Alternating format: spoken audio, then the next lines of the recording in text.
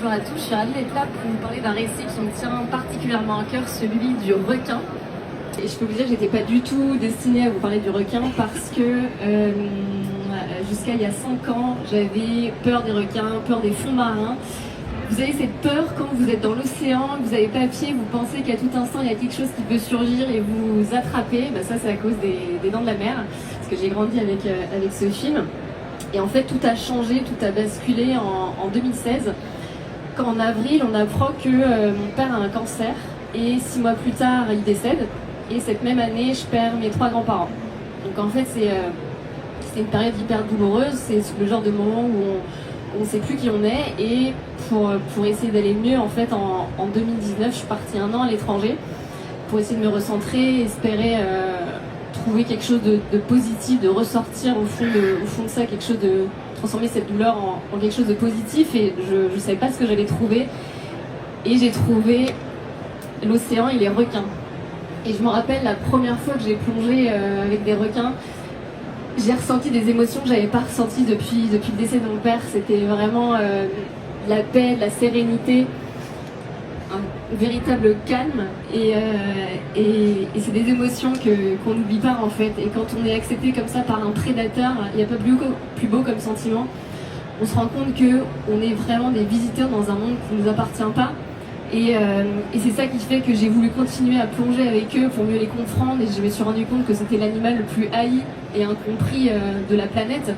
Et qu'on avait énormément de choses à apprendre auprès de lui, notamment le respect, l'acceptation. Et c'est pour ça qu'en rentrant en France, j'ai voulu m'engager pour protéger cette espèce et protéger en quelque sorte ce qui moi m'avait sauvé. C'est pour ça que depuis 4 ans, je me bats pour faire interdire le commerce d'ailes de requin en Europe. Et je peux vous dire que c'est compliqué quand on a cette réalité. Vous avez 2 types de réalités sur ce slide. À gauche, c'est la réalité de la majorité des gens aujourd'hui qui n'ont jamais eu de requin. C'est une réalité qui a été créée par le cinéma, notamment par les Dents de la Mer évidemment. Et chaque année, il y a des films qui sortent avec des requins toujours plus gros, toujours plus agressifs. Et en fait, on peut penser que c'est du divertissement, de la fiction, mais en fait ça contribue à rentrer dans le subconscient des gens. Et pour le grand public, c'est devenu leur réalité. Et du coup c'est très compliqué, c'est pour ça que vous avez vraiment un rôle à jouer en tant que industrie du cinéma pour faire changer les choses. Et moi je voudrais vous parler du coup de cette autre réalité, la réalité du terrain, celle de droite. Ça c'est une photo qui a été prise l'année dernière au Parlement européen quand j'étais pendant 1 semaine à rencontrer des députés pour les convaincre d'embarquer avec nous dans ce combat et de faire interdire le commerce d'ailerons en Europe. Et c'était hyper dur parce que c'était transporté pendant 1 semaine dans mon sac ces ailerons de requins morts provenant d'espèces avec lesquelles j'avais nagé quelques mois auparavant. Et la réalité aussi, c'est que les requins sont vieux de plus de 450 millions d'années. Ils existent ils sont plus vieux que les dinosaures, plus vieux que le premier arbre sur Terre. Et pourtant, les populations ont diminué de 70 à 90% en moins de 50 ans. Donc c'est dramatique, c'est alarmant. Et après Bruxelles, en fait, je me suis dit qu'on avait vraiment besoin d'optimisme pour faire avancer les choses.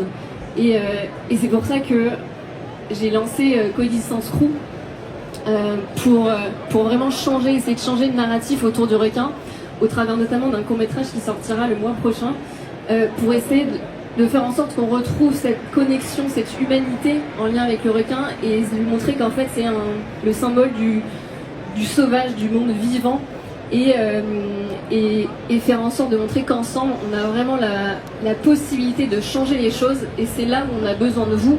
Terminer aussi par ça, avec un discours qui va être radicalement optimiste, surtout des valeurs dont on a besoin aujourd'hui, parce qu'on a tellement de nouvelles qui sont anxiogènes. Tous les jours on a besoin de voir du beau, et je peux vous dire qu'il y a des années, on n'aurait jamais eu cette cover là de Dua Lipa, donc une star mondialement connue, qui pose pour son prochain album en cover avec un élan de requin, avec ce titre qui est radicalement optimiste. Et en fait ça montre qu'on a besoin de récits extrêmement positifs avec du beau pour donner en fait envie aux gens d'agir dans le bon sens. Et nous, du coup, ça va soutenir aussi les mouvements qu'on défend.